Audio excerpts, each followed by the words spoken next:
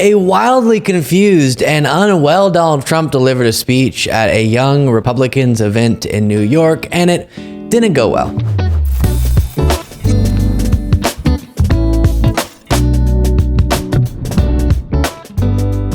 Well, this one is a doozy. I have some moments from a speech that Trump delivered in New York City at a New York Young Republicans event. As usual, he was very confused about numerous subjects. He tells a story about his grab them by the you-know-what comment. Super insane. We'll get to that. He defends his I want to be a dictator comment and so much more. So lots of stuff to look at, beginning with this. Because I don't view him as a stupid guy. Is this the biggest con game in the world? I mean, does he really believe this? He goes to China over global warming, which they don't use anymore because it's not getting warmer, it's actually getting a little cooler. So now they call it climate change. Because climate change covers everything. If it gets warm, if it gets cold. Climate change is one of the greatest con jobs ever because global warming didn't work. Because, remember when they sent the boats out to the Arctic, freezing cold, and the scientists were in the boat, a big ship, and they were worried about the icebergs because they were melting, and they had a little cold wave that lasted for about 2 days, and it was so vicious and so cold that the ice formed around the ship and started crushing the ship like it was a little... Remember, we had to send helicopters in to get him. The ship was just engulfed in ice, and they're talking about global warming. So we're destroying our country. It's honestly sad. I don't know if genuinely he doesn't understand or if he's just insulting his followers' intelligence with comments like that. It reminds me of the recent clips we've looked at of Republicans saying that climate change is just when the seasons change. And the audience eats it up, as you saw there. It's super strange. Now, of course, Trump, global warming is the phenomenon being referred to still. The increase of average global temperatures due to the emission of greenhouse gases into the atmosphere, and that causes numerous effects on the climate. One of them being extreme weather in both directions, not to mention the destruction of ecosystems, threatening of our food supply, etc. But I guess it's good that the term climate change caught on because I guess global warming is too hard for people like Trump to understand when it still gets cold sometimes. Next clip, Trump says a general came to him, likely tears pouring down his face, and said, when you called your bragging about sexual assault comment or your grab them by the you-know-what comment locker room talk, that was the bravest thing I've ever seen. But I went onto that stage just a few days later, and a general who's a fantastic general actually said to me, sir, I've been on the battlefield. Men have gone down on my left and on my right. I stood on hills where soldiers were killed. But I believe the bravest thing I've ever seen was the night you went onto that stage with Hillary Clinton after what happened. And then that woman asked you the first question about it. And I said, locker room talk. It's locker room talk. What the hell? What are you talking? Locker room talk. That was not a great... Sure, a general said that. Just like how Melania tells you that she loves you, right? I'm sure a general said, hey, I've watched people die on the battlefield, but you having to justify saying you sexually assault women is the bravest thing I've ever witnessed. Ridiculous. By the way, Trump was found liable for sexual abuse in a civil trial somewhat recently. I feel like we just stopped talking about that. So we have him on tape saying he sexually assaults women. Then after that, he is found liable for sexual assault. Party of family values. Then it's not a Trump speech without him bizarrely and obsessively salivating over Xi Jinping, the authoritarian leader of China. Laughing at us. Can you imagine President Xi? I have to say, the press gets very angry when I call him a brilliant person. If I say he's brilliant, the next day article, he called President Xi a brilliant person. Yeah. He controls 1.4 billion people with an iron fist. They want me to say he's just of average intelligence. Okay? But the look, the whole thing, he stands in front of 1 million soldiers, they walk by, and They want me to say bad things. Can't say bad things. But can you imagine guys like this, Putin, many of them, even like France, Macron, you know, he's a tricky little guy.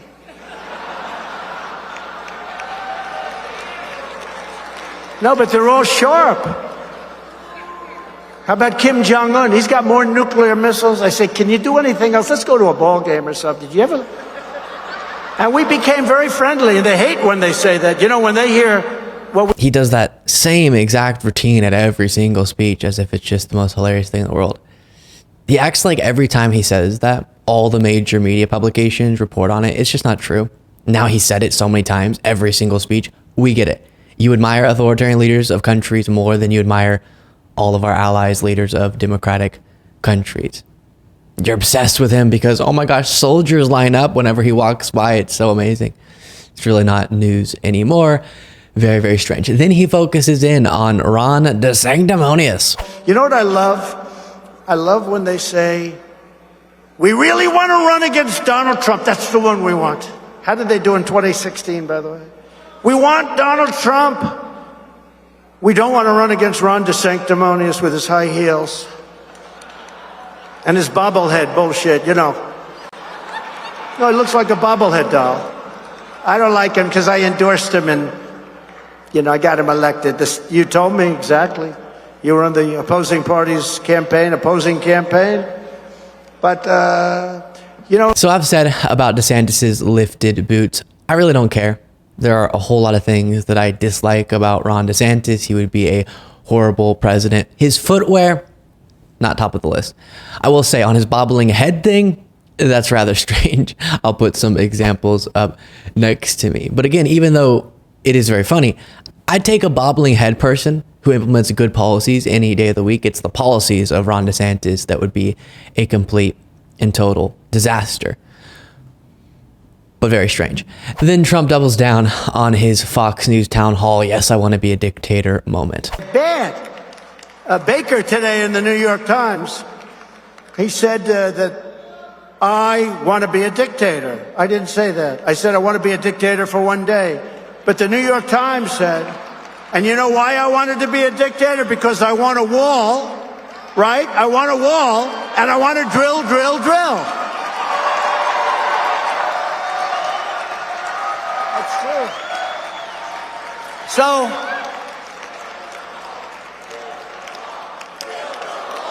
build the wall. Well, we did. We built up. Before getting to what's important about that clip, an interesting accident took place there. He accidentally proved that he lies about the wall constantly. In one 40-second clip, he goes from saying, I want to be a dictator so that we can build a wall, but then the crowd starts chanting, build a wall. So then he goes, oh, well, we already did it. He's currently running simultaneously on both vote for me because I did good things like building the wall, and also we need to build the wall. He can't just admit that he failed on his campaign promise to build the entire wall, but also wants to use that as a campaign promise for 2024. Very wild. But on the dictator comment, I'd love someone to find me an example who is saying, oh, Trump said he'd just be a dictator for one day, do those things. Find me an example of a dictator who was a dictator for a day, then went, you know what, let's go back to our democratic system. That would be never, guys. And some politician, random politician joking about wanting to be a dictator is obviously concerning enough, but just some random politicians, one thing. Trump, on the other hand, has already shown with his actions a complete lack of respect for our democracy and rule of law. He did a very dictator wannabe thing in 2020 and 2021 when he tried to block the peaceful transfer of power. Not to mention his plans for a second term, locking up his critics, targeting media outlets he doesn't like. The government should, quote unquote, come down hard on MSNBC, his words, not mine, etc. Every authoritarian has some reason they'll cite as the justification to centralize power. His, I guess, is the border and oil production, but obviously his intentions are far more sinister. Now, I will note, since there's this ridiculous talking point about oil production's hitting new highs under Joe Biden, breaking records in 2023 under Biden. So anytime you hear that point being made, we need to start producing oil again in the United States or something. They don't know what they're talking about. They're lying.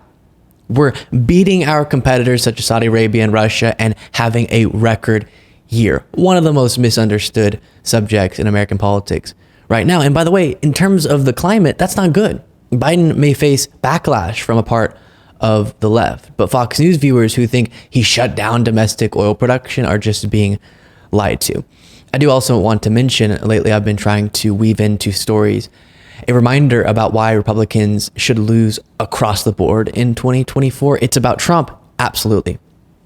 But it's also about down ballot Republicans. And so let me quickly on that update you on a story that has become a nationally discussed situation, as it should be. The Guardian reports the Texas Supreme Court stepped in late on Friday to temporarily stay a judge's ruling approving an abortion for a woman whose fetus has a fatal diagnosis, the latest development in a protracted legal wrangle over one of the most restrictive bans in the nation. So that's where things stand now. But to give you the context, this has to do with Kate Cox, a 31-year-old Texas mother who intended on carrying her fetus to term. She was looking forward to it, excited about having her third child, and then received devastating news from doctors that her fetus was no longer viable, and that continuing to carry the fetus would threaten Kate's life and put her future fertility in jeopardy. She was 20 weeks pregnant, which under Texas law doesn't allow an abortion, but a Texas judge ruled that she should be allowed an emergency abortion. But then Ken Paxton, the vile Attorney General of Texas, threatened to attempt to imprison any doctor who performs the procedure and sue any hospital. Her husband could even be prosecuted for aiding and abetting an abortion. This is what happens when Republicans legislate on abortion rights. And now as this gets litigated, she's not able to get the potentially life-saving medical care that she needs. Attorney General Ken Paxton is disgusting. These laws are disgusting. And let me connect this to, once again, debunking a right-wing lie you're going to be hearing a lot of in the 2024 election season about abortions. When people fearmonger about late-term abortions, which this obviously wouldn't be with Kate Cox, a late-term abortion, but these are the types of devastating situations that we're talking about. Republicans often insult Americans' intelligence and insult women who are in heartbreaking situations by saying that women are getting on-demand late-term abortions. You've heard that phrase so many times. It doesn't exist.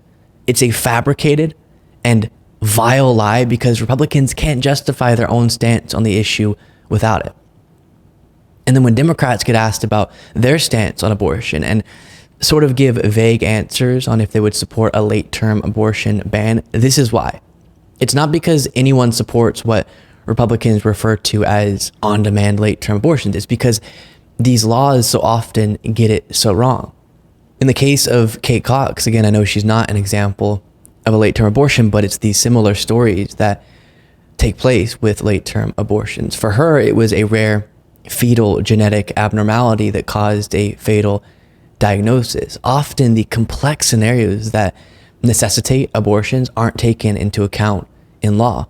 So then, because of the Attorney General's forced birth stance on abortion, he'd rather put her life in danger instead of allowing for a necessary medical procedure, and the law enables that. The decision is best left up to women and their doctors.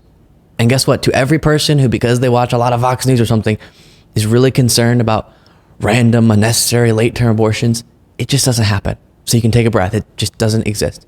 Doctors have spoken on this. They aren't being approached by people for that purpose. It's only medically necessary emergencies. And instead of letting someone like Ken Paxton decide if each situation is life-threatening enough based on the wording of the law or whatever it might be, we should let the professionals and women figure it out.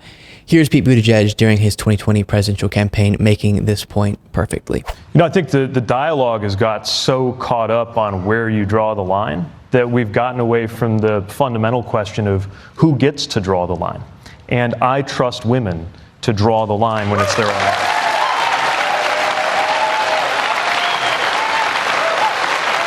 So just to be clear, you're saying that you would be okay with a woman well into the third trimester, deciding to abort her pregnancy. Look, these hypotheticals are usually set up in order to provoke a strong emotional... In fairness, all right, so it's not hypothetical. There's 6,000 women a year who get abortions in the third That's trimester. right, representing less than 1% of cases. I know, but let's 6,000 pregnancies. Let's take ourselves in...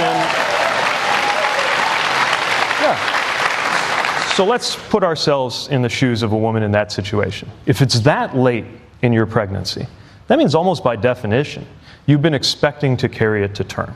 We're talking about women who have perhaps chosen a name, women who have purchased a crib, families that then get the most devastating medical news of their lifetime, something about the health or the life of the mother that forces them to make an impossible, unthinkable choice. And the bottom line is, as horrible as that choice is, that woman, that family may seek spiritual guidance, they may seek medical guidance, but that decision's not going to be made any better, medically or morally, because the government is dictating how that decision should be made.